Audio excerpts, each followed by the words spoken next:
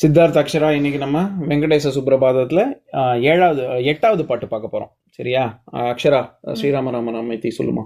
ஸ்ரீராம ராம ராமேதி ரமே ராமே மனோரமே சஹஸ்ரநாம தத்துல்யம் ஸ்ரீராம நாம வரானனே. ஸ்ரீராம ராம ராமேதி ரமே ராமே மனோரமே சஹஸ்ரநாம தத்துல்யம் ஸ்ரீராம நாம வரானனே. ஸ்ரீராம ராம ராமேதி ரமே ராமே மனோரமே சஹஸ்ரநாம தத்துல்யம் ஸ்ரீராம நாம வரானனே. Very good Siddhartha. நான் 7வது ஸ்லோகம் படிக்கிறேன், அதுக்கு நீ அர்த்தம் சொல்லு. சரியா?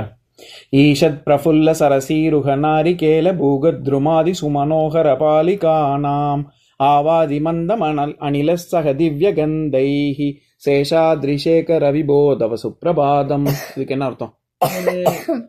விஸ்வாமித்திரர் ராமரை எழுப்பும் போது எதெல்லாம் பார்க்கிறார் அப்படிங்கிறது தான். சரியா? சொல்லு. ஆத்தங்கரையில தென்னை மரம் இருக்கிறதையும், அதுக்கப்புறம் தண்ணிலேருந்து பூ இருக்கிறது, தாமரை பூ இருக்கிறதையும் அவர் பாக்குறாரு. சரி, அதுல எல்லாத்தையுமே விஷ்ணு பாக்குறாரு. ஆமா, வெரி குட். பூகத்ருமாதி அப்படின்னா என்னென்ன மரங்கள்லாம் சொல்றாரு? இது நாரிகேல அப்படின்னா தென்னை மரம். அதுக்கப்புறம் பூகானா வெத்தலை கொடி. சரியா? வெத்தலை கொடி. துருமாதி அப்படின்னா இத்தியாதின்னு நான் சொன்னேனே, அதை போன்று நிறைய மரங்கள் பாக்குறாரு. ஆவாதி மந்தம் அணில சகதிவ்ய கந்தைகின்னு அர்த்தம். ஆவாதி மந்தம், மந்தம் அணிலஸ் அப்படின்னா என்ன அர்த்தம்? எப்படி காத்து வீசுது? மந்தமா அப்படின்னா எப்படி? ஆமா, பிரீஸ், ஒரு தென்றல் காற்று வீசுது. அது எப்படி எப்பேற்பட்டதா இருக்கு? திவ்ய கந்தைகின்னு என்ன அர்த்தம்? ரொம்ப திவ்யமா இருக்கு, தெய்வீக தன்மை கொண்டதாகவும். கந்தைகினா ரொம்ப இழுக்கமும் கூட. கந்தம்னு சொன்னேனே, சுகந்தியம் புஷ்டிவர்தனம் உதாரணம் கூட சொன்னேனே. கந்தம்னா என்ன? அது காந்தம், இது கந்தம். கந்தம்னா என்னம்மா? வாசனையோட இருக்கு. இது எல்லாத்துக்கும், இது எல்லாமே நீ அருளினது தான் அப்படின்னு சொல்றாங்க. இன்னைக்கு நம்ம 8வது பாட்டு பார்க்கலாம். முதல்ல பாட்டை படிக்கிறேன், அதுக்கப்புறம். உன்னீல்ய நேத்ர யுகமுத்தம பஞ்சரஸ்தாக பாத்ரா வசிஷ்ட கதலி ஃபலபாயசானி புக்த்வா சலீல மதகேலிஷுகாஹ் படந்தி சேஷாத்ரிசேகர விபோதவ சுப்ரபாதம். இந்த பாட்டில் விஸ்வாமித்திரர் என்ன சொல்றாரு? அவர் எழுப்பும்போது அவர் 2 கிளிகளை பார்க்குறாரு. அந்த கிளிகள் கூண்டுல இருக்கு. சரியா? அந்த அவர் அங்க நடுக்காட்டுல இருக்காரு. அங்க யாரு கூண்டுல கிளி வச்சிருக்காங்கன்னு எனக்கு தெரியல. ஆனா அவர் பாடுறது அதுதான். அப்பேற்பட்ட கிளிகள் அது கூண்டுல அங்க ஒரு பாயசம் இருக்கு. அதுக்கப்புறம் கதலி பழம்னா கதலி அப்படின்னா சமஸ்கிருதத்துலயும் சரி தமிழ்லயும் சரி அது வாழைப்பழத்தை குறிக்கும். வாழைப்பழம் இருக்கு, வாழைப்பழம், பாயசம், இது 2 இருக்கு. அதை எடுத்து சாப்பிட்டு ரொம்ப விளையாட்டுத்தனமா, எப்பவுமே கிளிகள் பார்த்தேன்னா அப்படி கொத்தி சாப்பிட்றது அந்த சாப்பாட்டோட விளையாடுற மாதிரி இருக்கும். சரியா? அந்த மாதிரி விளையாட்டா சாப்பிட்டுன்னு இருக்கு. அதை ரசிக்கிறார் இவர். சரி. உண்மையிலேய நேத்திர யுகம், அது யுகம் அப்படின்னால இணையடி அப்படின்னு நான் சொன்னேன். அதாவது 5வது பாட்டில் ஆதாய பாத யுகமர்ச்ச இதும் பிரபன்னாக அப்படின்னு நம்ம பார்த்துருக்கோம். அதாவது உன்னுடைய திருவடிகளில் தான், உன்னுடைய திருவடிகளில் சரணம் அப்படின்னு வர்ற இடத்துல ஆதாய பாத யுகம் அப்படின்னு வருது. அந்த மாதிரி யுகம்னா 4 யுகங்கள் இருக்குல்ல, அந்த யுகத்துக்கு பேர் அப்படின்னு ஒரு அர்த்தம் இருக்கு. சரியா? சரி. உண்மையிலேயே நேத்திர யுகம் அப்படின்னா 2 கண்கள். நேத்திர யுகம்னா 2 கண்கள் அப்படின்னு அர்த்தம். நேத்திர யுகம் உத்தமமா இருக்குன்னா என்ன அர்த்தம்? உத்தமம்னா என்ன அர்த்தம்? பெஸ்டா இருக்கிறதுன்னு அர்த்தம். உத்தம பஞ்சரஸ்தாகனா அது கூண்டுக்குள்ள.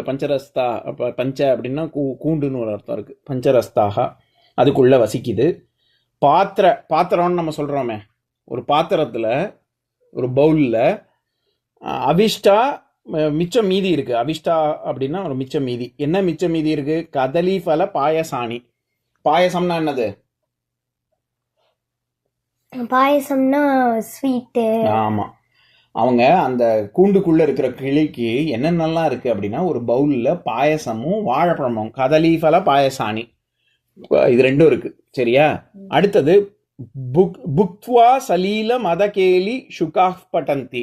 சுகா இதுல முதல் 2 வரியில எங்கேயுமே கிளிகள் அப்படிங்கிற வார்த்தையே இல்லை. இந்த சுகா பட்டந்தி அப்படிங்கிற வார்த்தையில இருந்து தான் அது கிளி இருக்குன்னு. ஏன்னா சுக அப்படின்னாலே கிளின்னு அர்த்தம். நம்ம வியாசர் மகாபாரதம் எழுதினார்ல, அவரோட இயற்பெயர் வந்து கிருஷ்ணத்வைபாயனர்.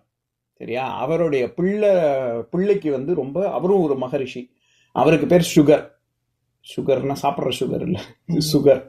அந்த சுகர் நம்ம இங்க சமஸ்கிருதத்துல சுகர், தமிழ்ல அதை சுகர் அப்படின்னு சொல்லுவாங்க. அவங்களுக்கு வந்து கிளிமூக்கு உண்டு.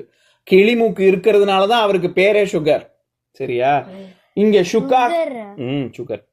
சரியா? இவரு இங்க பட்டந்தி, நான் ஏற்கனவே சொன்னேன்ல 6வது பாட்டு பார்க்கும்போது, பாஷா பதி பட்டதி வாசர சுத்தி மாராத். பிரம்மா பாஷா வாக்தேவியின் கணவனான பதியான அவர் தினசரி வேதம் படிச்சுட்டு இருக்கார் அப்படின்னு சொன்னேன்ல, அந்த பட்டதி தான் இங்க சுகா பட்டந்தி அப்படின்னு வருது. அதாவது அங்க இருக்கக்கூடிய கிளிகள் முதற்கொண்டு உன்னையத்தான், விஷ்ணு ஓம் பேரைத்தான் சொல்லுது அப்படின்னு சொல்றாரு. சரியா? அடுத்தது பூ அப்படின்னாலே சாப்பிட்றதுன்னு அர்த்தம். புவா என்ன புவா, அப்புறம் புவாக்கு நீ வந்து கஷ்டப்படணும் அப்படின்னு நம்ம புவான்னு சொல்றோம்ல, அது சமஸ்கிருதத்துல சாப்பாடுன்னு, புவான்னாலே சாப்பாடுன்னு அர்த்தம். இதுல புக்த்வா சலீலம் அத கேல்னா விளையாடுறதுன்னு அர்த்தம். அதாவது அது சாப்பிட்றது, அந்த சாப்பாட்டை வச்சு விளையாடின்னு இருக்கு அப்படின்னு சொல்றாரு. அந்த அப்படி விளையாடுற கிளிகள் சுகா பட்டந்தி, அது உன்னுடைய நாமத்தையே ஜபிச்சுன்னு இருக்கு அப்படின்னு அர்த்தம். கடைசி வரியில உங்களுக்கு தெரிஞ்சதுதான், சேஷாத்ரி சேகர விபோ தவசுப்பிரபாதம். சேஷாத்ரி மலையின் உச்சியில் எழுந்தருளியுள்ள விஷ்ணுவே அப்படின்னு சொல்றாரு. இப்ப நான் பாட்டை படிக்கிறேன், என் கூட சேர்ந்து சொல்லுங்க. உன்மீல்ய நேத்திர யுகம் உத்தம பஞ்சரஸ்தாக பாத்திர ஆவிஷ்தா கதலீஃபல பாயசானி புக்த்வா சலீலமத கேலி சுகாஹ் பட்டந்தி. சேஷாத்ரி சேகர விபோ தவ சுப்ரபாதம். இன்னொரு நாள் இன்னொரு பாட்டு பார்க்கலாம்.